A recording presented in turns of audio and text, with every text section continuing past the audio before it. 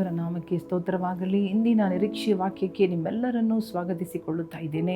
ಇಂದಿನ ನಿರೀಕ್ಷೆ ವಾಕ್ಯವನ್ನು ನಾವು ಓದಿಕೊಳ್ಳೋಣ. ರೋಮಾಪುರದವರಿಗೆ ಬರೆದ ಪತ್ರಿಕೆ 6ನೇ ಅಧ್ಯಾಯ 4ನೇ ವಾಕ್ಯ. Romans chapter 6 verse 4.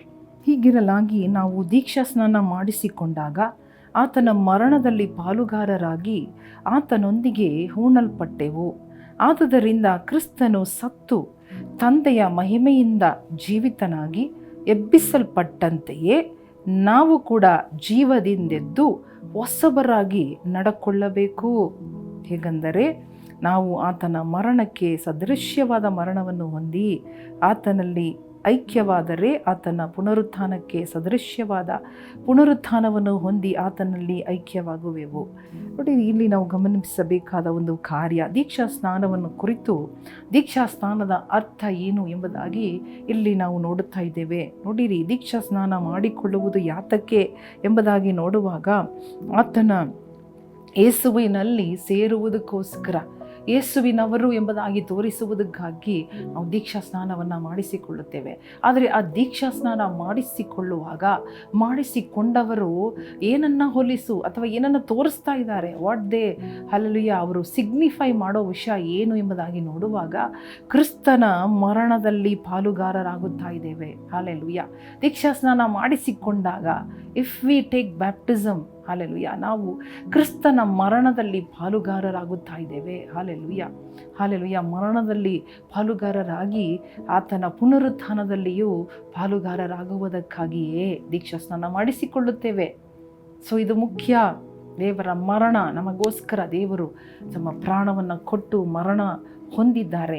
ಆ ಮರಣದಲ್ಲಿ ನಾವು ಪಾಲುಗಾರರಾಗುವುದಕ್ಕೆ ಅದು ಒಂದು ಸೈನ್ ಆಗಿ ಅಥವಾ ಒಂದು ಸದೃಶ್ಯವಾಗಿ, ಒಂದು ಹೋಲಿಕೆಯಾಗಿ, ಹಲ್ಲೆಲೂಯಾ, ಒಂದು ಅರ್ಥವಾಗಿ ನಾವು ದೀಕ್ಷಾ ಸ್ನಾನ ಮಾಡಿಸ್ಕೊಳ್ತಾ ಇದ್ದೀವಿ.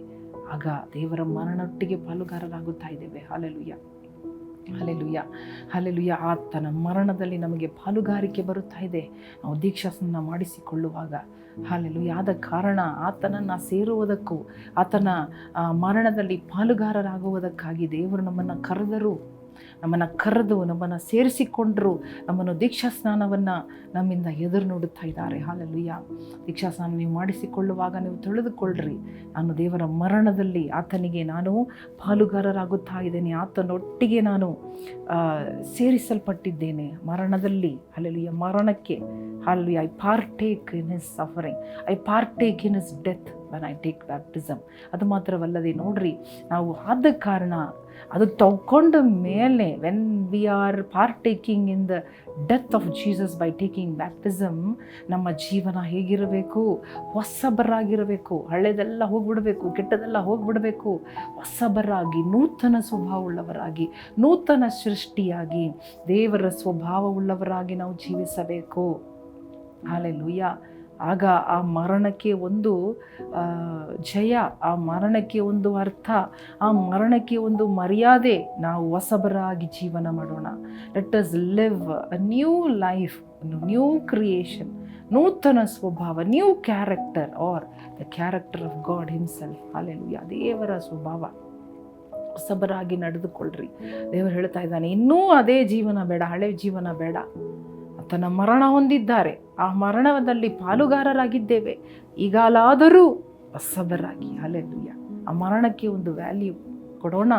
ಹಲ್ಲೆಲೂಯಾ. ಆ ಮರಣಕ್ಕೆ ಒಂದು ಅರ್ಥ ಕೊಡೋಣ. ಆ ಮರಣವನ್ನು ದೊಡ್ಡದಾಗಿ ವಿಶೇಷವಾಗಿ ನೋಡೋಣ. ಹಲ್ಲೆಲೂಯಾ. ಆತನ ಮರಣ ಹೊಂದದೇ ಇದ್ದಿದ್ದರೆ ನಾವು ಹೊಸಬರಾಗಲು ಸಾಧ್ಯವಿಲ್ಲ. ಆದ ಕಾರಣ ಕಣ್ಣು ಮುಚ್ಚಿ ಪ್ರಾರ್ಥನೆ ಮಾಡೋಣವ. ಇವರೇ ಇಂಥ ಹೊಸಬರಾದ ಜೀವನ, new life lord, new character, new mind, give us new mind lord, renew a mind lord. ನಮ್ಮ ಮನಸ್ಸನ್ನು ಹೊಸದಾಗಿ ನೂತನ ಮನಸ್ಸು ನಮಗೆ ಕೊಡ್ರಿ. ನಿಮ್ಮ ಮನಸ್ಸು, ನಿಮ್ಮ ಸ್ವಭಾವ ನಮಗೆ ಬರಲಿ ಎಸಪ್ಪ. ನಿಮ್ಮ ಮರಣವನ್ನು ನಾವು ಒಳ್ಳಗಳೆಯದೆ, ಅದನ್ನು ನಾವು ಅಲಕ್ಷ್ಯ ಮಾಡದೆ ಎಸಪ್ಪ. ನಮಗಾಗಿ ಮರಣ ಹೊಂದಿದ ದೇವರು, ಅದರಲ್ಲಿ ಪಾಲುಗಾರರಾದ ಮೇಲೆ ಕೂಡ ನಾವು ಹೊಸಬರಾಗಿ ನಡೆದುಕೊಳ್ಳಬೇಕು. ಸ್ವಾಮಿ, ನಮಗೆ ಸಹಾಯ ಮಾಡಿರಿ ಅಪ್ಪ. ಯೇಸು ಕ್ರಿಸ್ತನ ನಾಮದಲ್ಲಿ ಬೇಡಿಕೊಳ್ಳುತ್ತೇವೆ ನಮ್ಮ ತಂದೆ, ಆಮೇಲೆ. ಪ್ರಿಯ ಸಹೋದರ ಸಹೋದರಿಯರೇ, ನಾವು ಈಗ ನೋಡಿದ ಹಾಗೆ ನಾವು ಯಾವ ರೀತಿ ಹೊಸಬರಾಗಿ ನಡೆದುಕೊಳ್ಳಬೇಕು. ಹಳೆಯದೆಲ್ಲ ಹೋಗಲಿ, ಹೊಸಬರಾಗಿ ನಡೆದುಕೊಳ್ಳೋಣ, ತೀರ್ಮಾನ ಮಾಡೋಣ. ಇನ್ನು ಮುಂದೆ ಹಳೆಯ ಸ್ವಭಾವದಲ್ಲಿ ನಾನು ಇರುವುದಿಲ್ಲ, ಹಳೆಯ ಚಟಗಳು, ಹಳೆಯ ಚಾಳಿಗಳು ನಾನು ಮಾಡುವುದಿಲ್ಲ. ನಾನು ಹೊಸ ಕಾರ್ಯ, ಹೊಸ ಮನುಷ್ಯನಾಗಿ ನಾನು ಇರುತ್ತೇನೆ. ಯಾಕಂದರೆ ನಾನು ಆತನ ಮರಣದಲ್ಲಿ ಪಾಲುಗಾರನಾಗಿದ್ದೇನೆ. ಆತನನ್ನು ಮರಣದಲ್ಲಿಯೇ ಪಾರ್ಟ್ನರ್ ಆಗಿ ಸೇರಿಸ್ಕೊಂಡಿದ್ದಾರೆ ದೇವರು. I am the partner with god. ದೇವರು ನಿಮ್ಮನ್ನು ಆಶೀರ್ವದಿಸಲಿ. ಆಮೇಲೆ